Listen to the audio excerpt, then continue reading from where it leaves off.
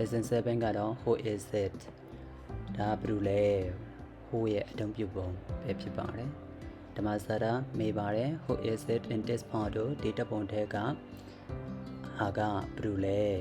this is my brother and this is my sister ဒါကတော့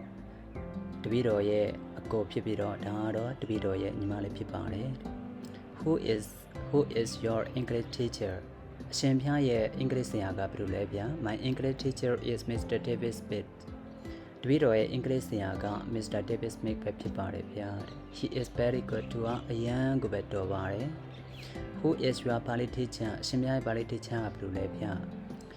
My Pali teacher is Venerable Dhammaisara တပည့်တော်ရဲ့ Pali ဆရာကတော့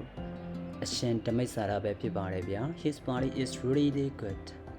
သူရဲ့ပါဠိကအရန်ကိုပဲကောင်းပါတယ်ဗျာ and ပြီးတော့ကကြော he is a very patient teacher သူကအရန်ကိုပဲတိခံအားကောင်းတဲ့အရန်ကိုပဲစိတ်ရှည်တဲ့ဆရာတယောက်လည်းဖြစ်ပါတယ်ဗျာ who is that အဲ့ဒါဆိုရင်ဟိုဟာကဘယ်လိုလဲ that is a new student သူဟာဒီကျောင်းသားတစ်တယောက်ဖြစ်ပါတယ် he will join our class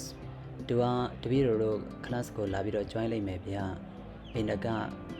Who are those people sitting under the tree တပင်အောက်မှာထိုင်နေတဲ့သူတွေကဘယ်လိုလဲဗျာ They are my father friends သူတို့တွေကတပည့်တော်ရဲ့အဖေတငယ်ချင်းများတွေဖြစ်ပါတယ်ဗျာ They come to see me သူတို့တပည့်တော်ကိုလာတွေ့တာပါဗျာဒါကတော့ lesson 7 Who it is Who ရဲ့အသုံးပြုပုံပဲဖြစ်ပါတယ်